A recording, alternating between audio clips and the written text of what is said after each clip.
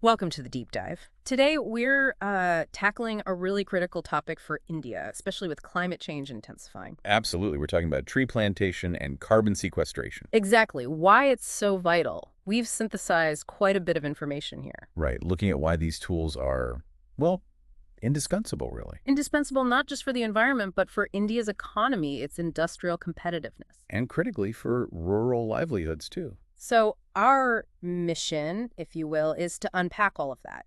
If you're tuning in to get quickly informed on this vital issue, Then you've definitely come to the right place. because India's path, being a rapidly developing economy, is heavily tied to carbon, isn't it? It is. That dependency makes finding solutions like afforestation and carbon capture not just nice to haves, but really core strategic elements. Okay, so let's get straight into it. The urgent need for afforestation. Why now? Well, look at the figures. India's current forest and tree cover stands at about 25.17%. 25.17. Okay. Yeah.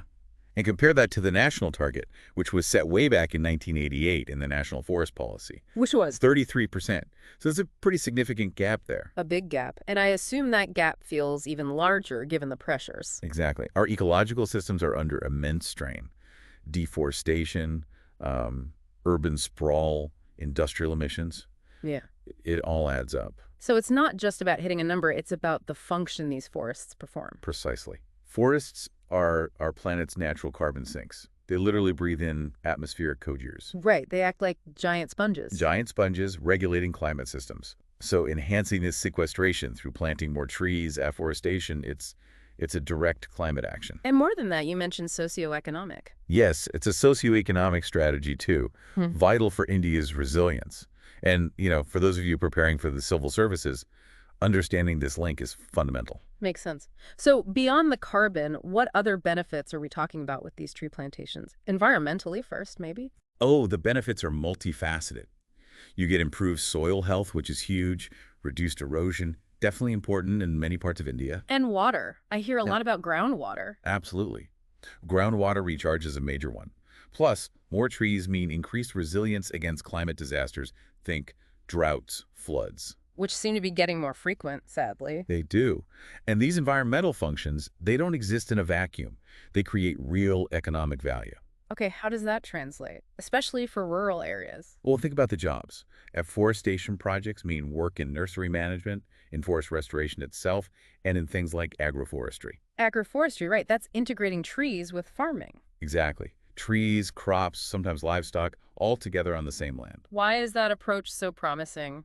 Because it's a win-win-win almost. It enhances biodiversity on the farm. It can actually boost overall productivity. More output from the same land? Potentially, yes. And it diversifies income streams for farmers. They're not reliant on just one crop. Makes them more resilient. Any figures on that income boost? Yeah, the Indian Council of Agricultural Research, ISAR, estimates agroforestry can lift farm incomes by maybe 20 to 30%. Wow, 20, 30%. That's significant. It really is. So you see the direct line. Climate adaptation, environmental good, and rural development, all linked. A key intersection, again, for UPSC aspirants to grasp. Okay, so the why is clear, the benefits are clear. What's being done policy-wise? Is the government pushing this? Yes, there's definitely been policy movement. We have the National Agroforestry Policy from 2014, for instance. Yeah, right. And there's the Trees Outside Forests in India program, TOFI, that encourages private landowners, even industries, to plant trees. So leveraging non-forest land, too. Exactly. It takes pressure off existing natural forests, helps restore degraded areas. And then there's the big one. The Green India Mission. That's the one. It's a flagship initiative under the National Action Plan on Climate Change. And its focus is? Primarily expanding forest cover and pushing sustainable forest management practices. It has shown some results. Like what? Well, between 2017 and 2021, Jim did contribute to about a 0.56% increase in forest area. Okay, 0.56%. It sounds small, but I guess it's movement in the right direction. It is progress, yes. And alongside government efforts, we're seeing much more engagement from the private sector now. What's driving companies to plant trees? Is it just CSR? It's partly CSR, sure, but increasingly it's about ESG, environmental, social governance goals. Yeah. Plus, there's growing international pressure. ESG is becoming a big factor for investors. A huge factor. So companies, especially in those traditionally carbon-heavy sectors like cement, steel, automotive. Yeah. They're actively adopting tree plantations as part of their carbon offsetting strategies. So it's strategic, not just philanthropy. Is there a mechanism for them to sort of monetize this? Absolutely. They're aiming to generate carbon credits. These are often validated under international standards like the Verified Carbon Standard, VCS, or the older Clean Development Mechanism, CDM, Right, so they plant trees, sequester carbon, get it verified. and generate tradable credits. It allows them to offset their own emissions in a measurable way. This whole carbon credit space is complex, but crucial. Again, note this for your economics and environment prep. This definitely links to the global picture you mentioned, that international pressure. Yes, it's becoming very real. India's industries are facing more scrutiny over their carbon intensity. The big example everyone talks about is the EU CBAM. Exactly. The Carbon Border Adjustment Mechanism. It's set to properly kick in around 2026. And what does it do in simple terms? Essentially, it puts a price, like a tariff, on the carbon emissions embedded in certain goods imported into the EU. Things like steel, aluminum, cement. Key exports for India. Very key exports. And given the huge trade volume between India and the EU, what was it, 124 billion in 2023? Wow. Yeah. If Indian products are seen as too carbon intensive, their competitiveness in the EU market could really suffer. So CBAM basically forces exporting countries to think about their carbon footprint? It does. It internalizes that environmental cost into trade. It's a game changer. And how does afforestation fit in as a response here? Well, it offers a potentially very cost-effective route for Indian firms to reduce their net emissions. More cost-effective than what? Than, say, buying carbon credits on the EU's emissions trading system. The average price there in 2023 was around €83 per ton. Okay. And planting trees domestically might cost less per ton of CO2 captured. Potentially, yes. So firms could invest in afforestation here, get those credits, lower their overall carbon liability from mechanisms like CBAM. And simultaneously help India meet its national climate targets. Exactly. It's that dual benefit.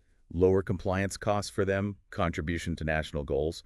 Understanding this trade environment nexus is vital for UPSC mains. It sounds like a neat solution, but scaling it up must face challenges, right? What are the roadblocks? Oh, definitely. Big challenges. One of the most significant structurally is the lack of a really robust, clear carbon trading framework within India. So the domestic market for these credits isn't fully baked yet. Not quite. We need a transparent national carbon credit registry. Clear rules. Especially clarity on how this links with Article 6 of the Paris Agreement, which governs international carbon market cooperation. So policy and regulatory certainty is missing. It needs strengthening, yes. Without that, it's harder to leverage the global carbon market effectively and really drive that private investment. It's a key area for policy focus, relevant for governance studies. What else is needed to really get this moving at scale? Well, alongside the framework, you need direct financial incentives and ways to mitigate the risks for companies investing in forestry projects, because these are long-term commitments. Right. Trees take time to grow. Decades, sometimes. So investors need some assurance. But perhaps most crucial for long-term success, What's that? much, much greater involvement from local communities. How do you ensure that happens meaningfully? It means genuine empowerment, providing proper training, access to finance, creating clear market linkages for any forest products they might manage sustainably. So they see a direct benefit. Exactly. That fosters a sense of ownership, environmental stewardship. It's essential for making these projects sustainable and scalable, not just top-down initiatives. Again, think inclusive growth, sustainable development, core UPSC themes. It really paints a picture of how interconnected everything is: environment, economy, policy, local communities. Absolutely. It's all tied together. So wrapping this up, it seems clear that tree plantation and carbon sequestration aren't just, green options. They're fundamental. They are fundamental, especially as India pushes towards its net zero goal for 2070. These are pillars for sustainability, for economic competitiveness in this new global reality, and for social welfare, particularly in rural India. And the alternative, inaction, carries a heavy price tag. A very heavy one. Continued ecological damage, economic penalties from things like CBAM, and potentially greater social instability as climate impacts worsen. The cost of inaction is far, far too high. So as we finish this deep dive, what's a final thought for our listener to maybe reflect on? Perhaps it's this. Seeing how environmental policy, corporate strategy, and community action can actually converge around something like afforestation. This convergence offers a powerful pathway for India towards climate resilience and genuine green development. A hopeful but urgent message. It has to be both, I think. Indeed. Well, if you found this discussion valuable and want more deep dives into these critical issues shaping our world, please do like this session and subscribe to our channel. And please leave your comments and questions below. We do read them, and they help shape future discussions. Absolutely. Your engagement is really important. And just to be clear, the source material we drew upon for this deep dive was primarily the Hindu. Thanks for joining us on the deep dive.